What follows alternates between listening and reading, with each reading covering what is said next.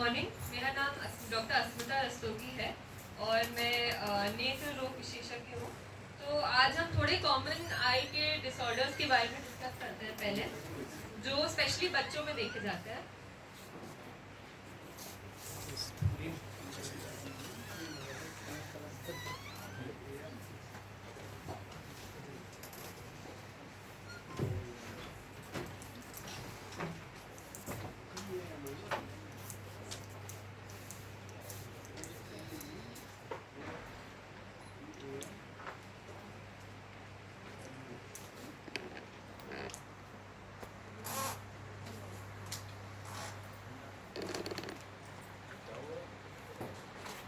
हम कुछ common paediatric जो आँख की परेशानियाँ होती हैं उसके बारे में देखते हैं।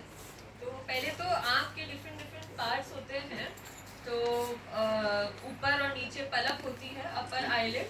फिर हमारा जो वाइट कलर का पार्ट होता है जिसको कंजंक्टिवा कहते हैं। यूजुअली जब आँख में इन्फेक्शन होता है, कंजंक्टिवाइटिस होती है, जिसको कॉमन भाषा में आँख आती है, तो वो कंजंक्टिवाइटिस हो सकता है। फिर हमारे आँख के बीच में जो काली पुतली होती है, जो कॉर्निया है, वो भी काफ़ी डिजीजेस में इन्फेक्ट हो जाती है। उसमें अल्सर बन जाता है, घाव बन जाता है, और जब वो ठीक होता है तो वो सफ़ेदी छोड़ जाता है, जिसे हम आम भाषा में माड़ा बोलते हैं।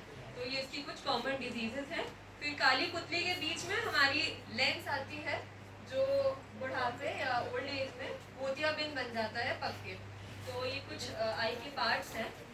फिर आँखों की देखभाल ज़रूरी है और हमें अच्छे से अपनी आँखों को साफ रखना चाहिए और हमेशा देखना चाहिए कि दृष्टि नॉर्मल है, विजन नॉर्मल है। अगर आपको कभी भी लगता है कि आपका विजन कम हो रहा है या कुछ भी आँख में तकलीफ आ रही है, तो उसके लिए तुरंत जांच करा लेना चाहिए। तो सबसे पहले आता है दृष्टि दोष। तो दृष्टि दोष दो प्रकार के होते हैं, एक होता है निकट का और एक होता है दूर का। तो यदि उसको निकट का कम दिख रहा है, तो मतलब उसे दूर का सही दिख रहा है, उसको हाइपरमेट्रोपिया कहते हैं। और एक निकट दृष्टि और एक दूर का दृष्टि दोष होता है, जो कि मायोपिया होता है, जिसके लिए चश्मा दे सकते हैं उसके सुधार करने के लिए। फिर इसमें आता है विटामिन ए। हमारे जो खाने में विटामिन ए जो तत्व होता है, उसकी बहुत इम्पोर्टेंस होती है। विटामिन ए जो हमारे शरीर की सेल्स हैं उसके हीलिंग में इम्पोर्टेंट होता है। जो सेल्स हैं उसको उसके डुप्लीकेशन में हेल्प करता है। तो जो अच्छे खाने की चीज़ें जैसे पपीता है, गाजर है, आम है, और दूध और मिल्क प्रोडक्ट्स है, एग्स हैं, ये सब अच्छे सोर्सेज होते हैं। ग्रीन वेजिटेबल जो होती हैं, ये सब अच्छे सोर्सेज होते हैं विटामिन ए के।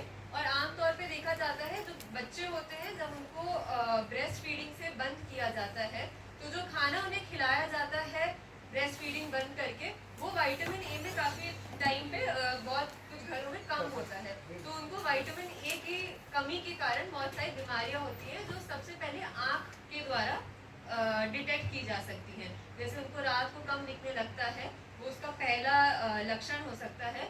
उसके बाद धीरे धीरे करके उनकी पुतली पे सफ़ेदी चढ़ जाएगी या उनकी पुतली पे घाव बनने लगता है। तो आँख के लक्षणों के द्वारा हम पहले सबसे अर्ली स्टेज में डिटेक्ट कर सकते हैं कि उनको विटामिन ए की कमी हो रही है। फिर दूसरी चीज़, जैसे आई फ्लू, आँख आना, जो अभी कुछ साल पहले बहुत कॉमन था। तो जैसे मैंने बताया था, कंजंक्टिवा जो सफ़ेद भाग होता है उसमें इन्फेक्शन हो जाता है।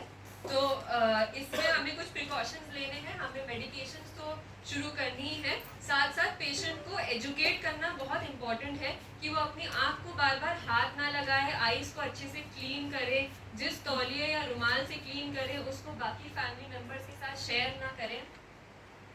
ठीक है। तो हाँ, तो जैसे मैंने बताया था, ये वाला वाइट वाला एरिया ये इन्फेक्ट होता है। तो वही प्रिकॉशंस पेशेंट को फॉलो करने हैं कि वो टॉवल या रुमाल जो भी जिससे भी अपनी आँख को साफ कर रहा है, वो अपने बाकी फैमिली मेम्बर्स के साथ शेयर ना करें, क्योंकि ये बहुत ईजिली एक इंसान से दूसरे इंसान में स्प्रेड होता है। यदि वो कुछ आँख का ट्यूब लगा रहे हैं, ड्रॉप लगा रहे हैं, मेकअप लगा रहे हैं, काजल लगा रहे हैं, कुछ भी लगा रहे हैं, वो आपस में शेयर नहीं करना है, क्योंकि ये बहुत ईजिली स्प्रेड हो जाता है। और इसकी मेडिकेशंस को जैसे बताया जाए वो चलानी है। फिर ओल्ड एज में कॉमन दिखता है मोतियाबिंद। जो बीच का जो लेंस के बारे में हमने पहले बात की थी, वो सफ़ेदी आ जाती है यूजुअली उम्र के कारण। ये बहुत ही कॉमन कंडीशन है ये एक बीमारी नहीं है, ये एक एजिंग का प्रोसेस है। जैसे विद एज सबको झुर्रियाँ पड़ती हैं, शारीरिक कमजोरी होती है, वैसे आपकी जो लेंस है वो भी पक जाता है, जिसको मोतियाबिंद कहते हैं। तो इसका समाधान ऑपरेशन कराना है। कभी कभी कुछ बच्चों में भी हमें मोतियाबिंद दिखता है। यूजुअली अभी हमने जैसे डिस्कस किया कि मोतियाबिंद एक एज के साथ एक नॉर्मल एजिंग प्रोसेस है, बट कुछ केसेस में अनुमानशिक भी हो सकता है। बाय बर्थ भी बच्चों को डेवलप हो सकता है, या बर्थ के बाद के कुछ 3-4 साल में उनको मोतियाबिंद डेवलप हो सकता है।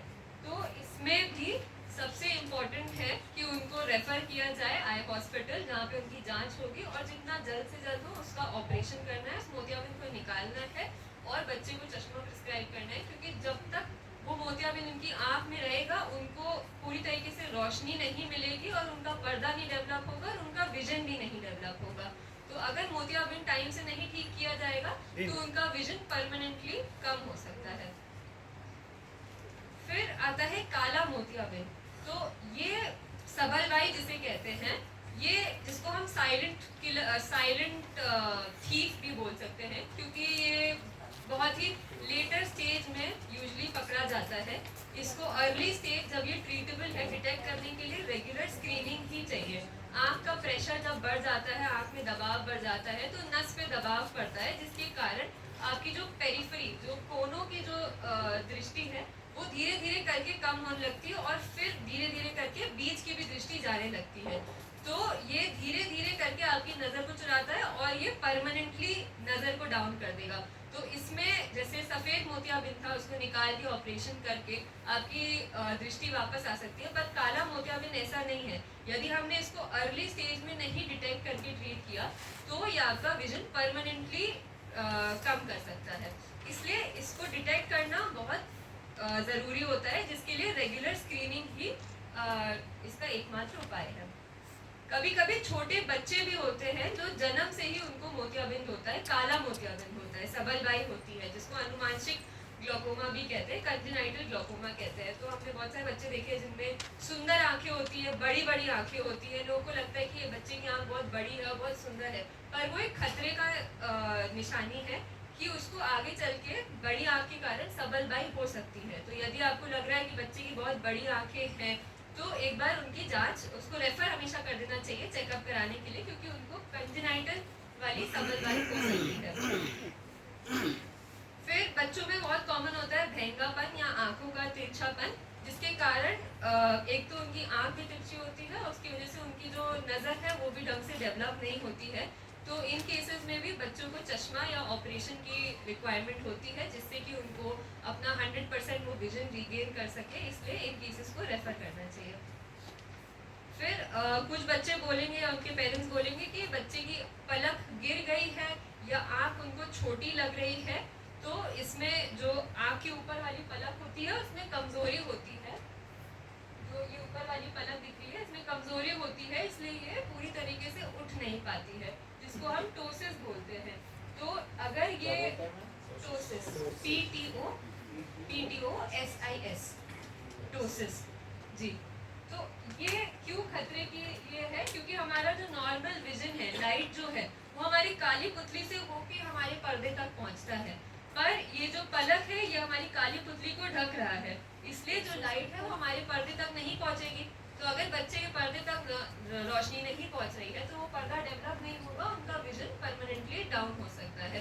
इसलिए अगर उसको बच्चे को जन्म से टोसिस है या जन्म के कुछ साल बाद डेवलप हो रहा है, तो बच्चों को हमेशा रेफर करना चाहिए, क्योंकि इनको चश्मे की आवश्यकता पड़ेगी और आगे चल के टोसिस के लिए सर्जरी होती है, जिसमें हम पलक को उठा देते हैं, जिससे कि उनका जो काली पुतली है फिर से दिखने लगे और उनको विजन वापस आ सके।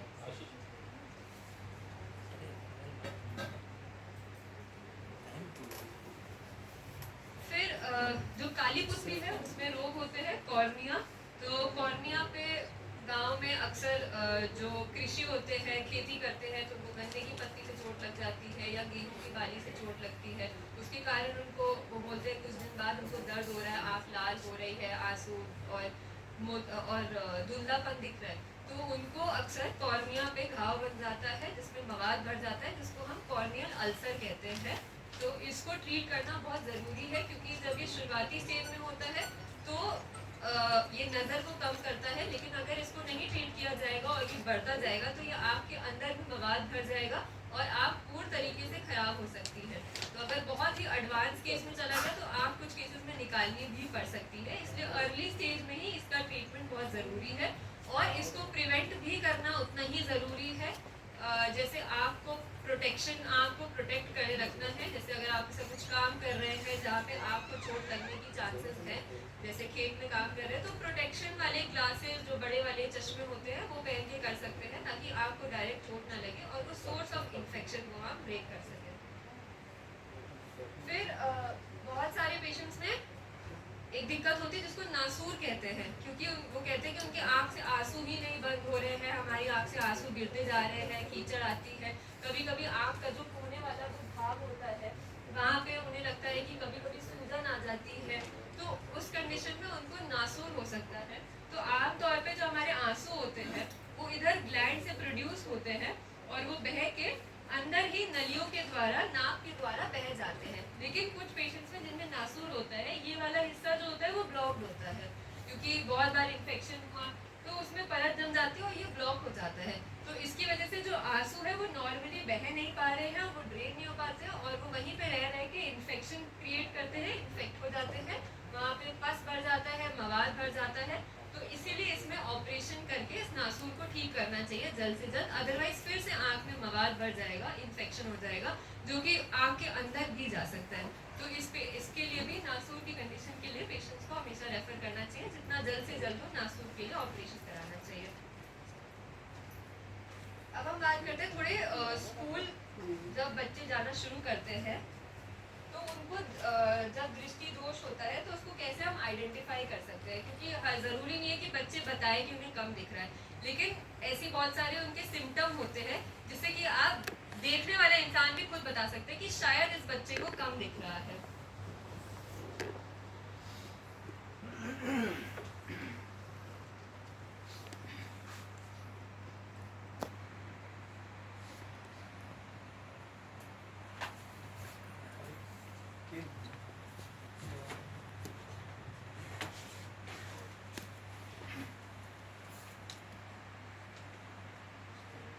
इम्पोर्टेंट इन्फॉर्मेशन आपको